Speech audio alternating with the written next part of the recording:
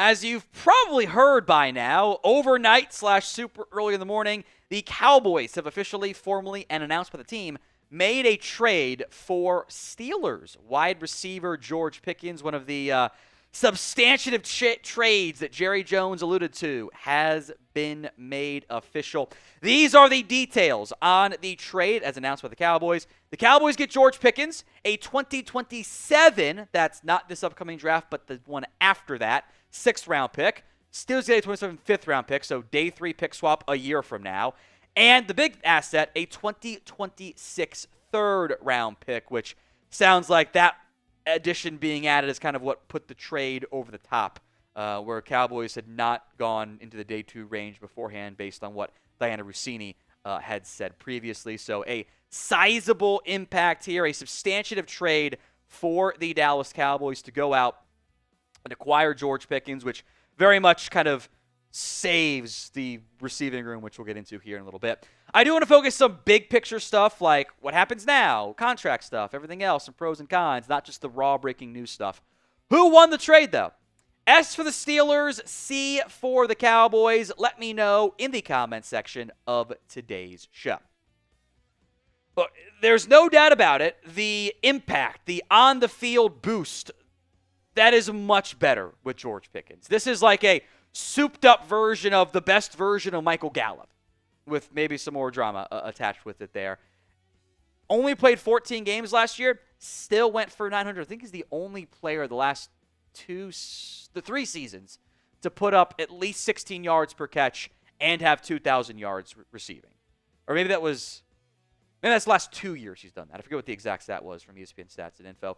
There are some valid negatives we'll get into here, and some real pros, too. Biggest of which is he filled your wide receiver 2 spot, at least for this year.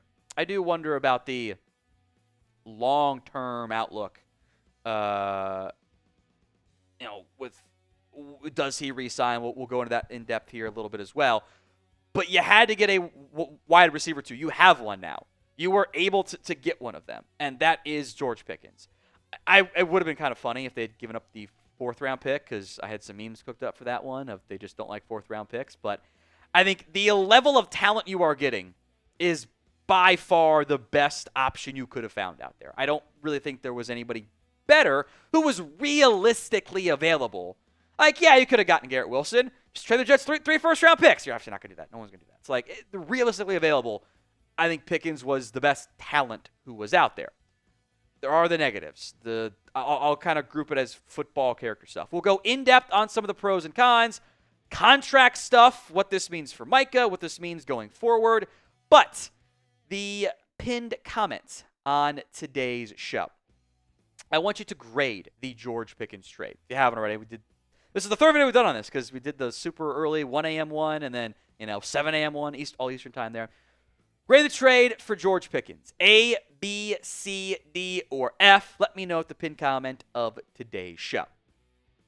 Kind of mentioned boost number 1, or pro number 1. It's a huge boost at the wide receiver spot.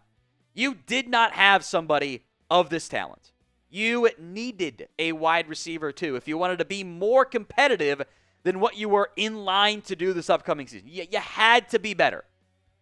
Pickens is a big upgrade over Jalen Tolbert, over Turpin, over Mingo. Like, now you go from having, like, if knock on wood, if Lamb goes down, we are cooked at wide receiver. It's the worst receiving core in the NFL is what I'd call it without CeeDee Lamb. Now it's not. Now it is decidedly at least, I think, above average. So that's pro number 1, the big boost. He also, I think, fits pretty well. Now, I would actually argue, because of who CeeDee Lamb is, your complimentary wide receiver could have been anybody. Like, it could have been a speedy guy. It could have been a bigger body outside X receiver. Not Dez Bryant. I don't think that's fair expectation. But that type of big outside receiver who can do a lot of actual vertical stuff for you, that's George Pickens. You haven't had a true, legitimate vertical threat wide receiver in a long time. George Pickens brings you that. You're going to keep calling hitch routes? Pickens can win on those. You want to keep calling goes and some deep posts and even some in and out breakers. Like, Pickens offers the size and the athletic ability that you don't have at wide receiver. He's 6'3" and ran a 4.47 to 200-ish pounds. That's good. And this part, too. You were actually selectively aggressive. How many years have I know many of you correctly claimed and pointed out and been upset by the Cowboys aren't doing anything. They're not really trying to make moves to win. They're just kind of like content being a 9 or 10 win team. This does not make them into a Super Bowl contender. I do want to mention that part. I think it does help their playoff chances, but it is doing something with some risk, with real upside to make the team better. That's what matters. So I will give them some credit for actually doing the type of selectively aggressive move they claim they wanted to. A substantive trade, it did go down. We can argue that the football character stuff we'll get to here in a little bit, but we want them to do something. They did something that wasn't Paris Campbell at wide receiver. So for me, I think that does matter. Contract stuff and more to come, but today's show is made possible by Prize Picks. It is the best place to turn your sports knowledge into cash. With millions of members, Prize Picks has made daily fantasy sports accessible to all. You pick more or less on at least 2 players for a shot to win up to 2,000 times your cash. Run your game all season long on Prize Picks. You can cash in on the basketball playoffs with Prize Picks. Do not miss your last chance to add your favorite players from the court to your Prize Picks lineups, points, boards, assists, and a whole lot more. Take your pick of more or less for your shot to 2,000 times your cash today. You also got season-long football Prize Pick slates. I still feel good about the more than CeeDee Lamb 7.5 touchdowns. I think this does help him and Dak obviously too with the more thans there. Breece Hall, who will talk about in the future, by the way, less than rushing yards for him with the Jets. Barring a trade, which again we'll talk about. We'll use Fields' legs. Will be some committee stuff. I like the less than there. Do the flex play. You get one wrong, you can still double your money. Download the app today and use code CLNS to get $50 instantly after you play your first $5 lineup. That's code CLNS to get $50 instantly after you play that first $5 lineup. Link will be in the comments section and the description of today's show. The biggest downside here is this. George Pickens can be, I'll call it a problem child. He's not a criminal. But there's issues here. George Pickens was called out publicly by Mike Tomlin, saying he has to mature, he's got to grow up. He was repeatedly late to games and meetings and all of those things. So, that stuff has to get cleared and work in the locker room. That is a completely valid concern. I don't think that should be overlooked. I don't think it should be. It's not, it's I think, kind of burying your head in the sand to completely ignore it there. Schottenheimer's made a big deal about wanting to get better culture, better locker room stuff in there. You do that so you can add these types of players, and they don't sink everything. But it is a concern. Is it good enough right now? In theory, there's some good leadership. How that plays out, though, does bring risk, does bring downside. So that is something I think has to be mentioned, has to be addressed, because that's why he's available. If George Pickens didn't have issues with the coaching staff, which he had in Pittsburgh, he gets some blame there. Make no mistake about it, by the way. He wouldn't be available. Pittsburgh would be trying to pay him. You're hoping the change of scenery ends up working out there. Now, we will have more Cowboys updates and news and rumors. We did, 3 videos in 12 hours-ish, 13 hours on the Pickens stuff, because 1 a.m. Eastern and 7 a.m. Eastern, baby. Hit that sub button. More free YouTube videos, youtube.com/CowboysTV. It is kind of an expensive trade cost, too. That third-round pick isn't nothing. I think it is a worthwhile gamble and risk. There is risk. That third-round pick could be anything. Where does it likely slot in? It's probably somewhere in the 80s, right? Maybe you get into the 90s, but you're probably there more right somewhere in the 80s. You've had pick 88 a couple times over the years. You had pick 91. That's probably where it slots in. Given the way I think your receiver class looks next year, probably a worthwhile game. But again, it is a pick for a team that does draft pretty well. The other downside here, and this is kind of the thing I want to spend the most time on, it is the last year of George Pickens' contract. Clarence Hill reports that Pickens himself does not want to do an extension now because he wants to showcase what he's able to do and cash in on the potential open market next year. So I do think there is the risk here of, hey, this ends up being a 1-year rental, which, again, the third in the pick swap, if he does leave, it's probably gets paid a lot of money and probably not that bad of value in the end. I'll go in kind of in depth on what the cost could end up looking like here, but I do think this is something that won't be figured out for probably a while. So as of right now, do you want to extend George Pickens? Y for yes, N for no. Let me know in the comments section of today's show. For me, this one is tricky because I have the concerns I mentioned.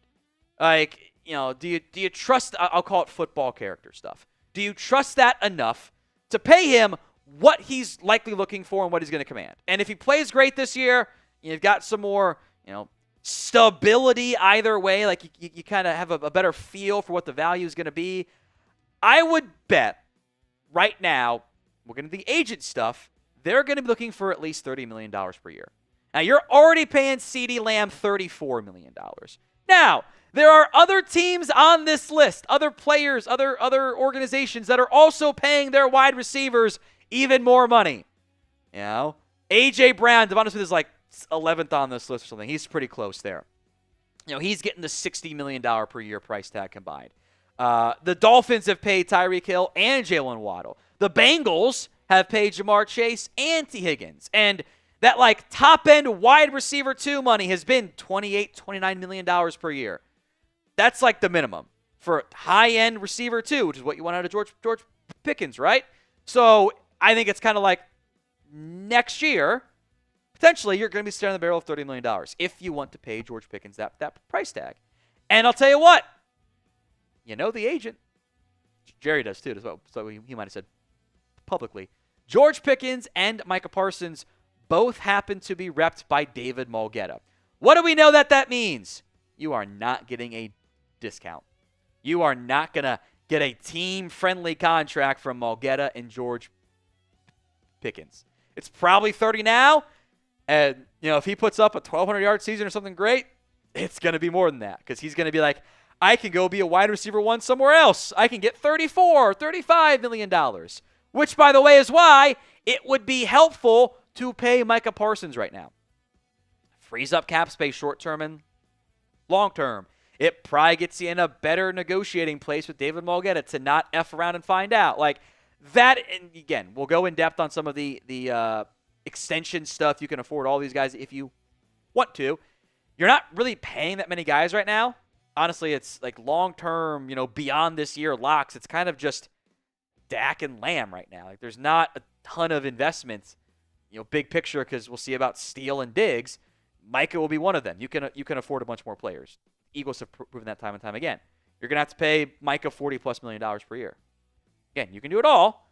You're going to pay Micah first and foremost. There is a scenario in which this just ends up being a maybe 1 year and a franchise tag rental on George Pickens. I don't think that's actually that bad of an outcome, depending on the results you get and the play you get. But you got to get that Micah deal done. All of a sudden, your salary cap goes up, your numbers improve for next year. That's what you should be doing if you're the Cowboys. So predictions. Will Micah Parsons get paid before training camp? 1 for yes, 0 for no. The final thoughts here on the specific George Pickens trade for the Cowboys. In the end, there is risk. There is downside. It is a bit of a gamble by this organization. I think the cost and the upside and all of that put together, I think it ends up being worth it. I don't think it was some elite level steal because there is some of the football character stuff that you have to make sure you manage. Some diva tendencies from George Pickens, the being late to meeting stuff. But in terms of getting an actual better wide receiver too, I don't know if there was one that was actually available, realistically available. So for the cost, the pros and the cons, I think it's a worthwhile gamble for the Dallas Cowboys. And they did something, which is the stuff we're always asking for from the Jones boys anyway. And we'll go more in depth on this in the future too, tomorrow. I do wonder if they're done making moves. Minimum, a player is going to have to be cut. Like, you don't have the available roster spot, so someone is about to get cut by the Cowboys. Maybe it's one of those depth wide receivers, a Seth Williams, a Kelvin Harmon. Like, that wouldn't surprise me if one of those guys end up getting just released and the Cowboys say, we've got other options, it's fine. I do wonder if they could explore backfield options. There's been some buzz on Breece Hall. Okay. Nick Chubb's a free agent. Is he an option given the down year he had? I would love to get a defensive tackle, so that's probably actually harder to do than the backfield spot. And I'd be on board with all of those. Those aren't going to be crazy expensive. They're not going to be massive long-term instant commitments. That's like what smart teams do. Like, you try to push some chips in a little bit and not sacrifice your long-term future stuff. So we'll see what happens for the Cowboys as we move forward here.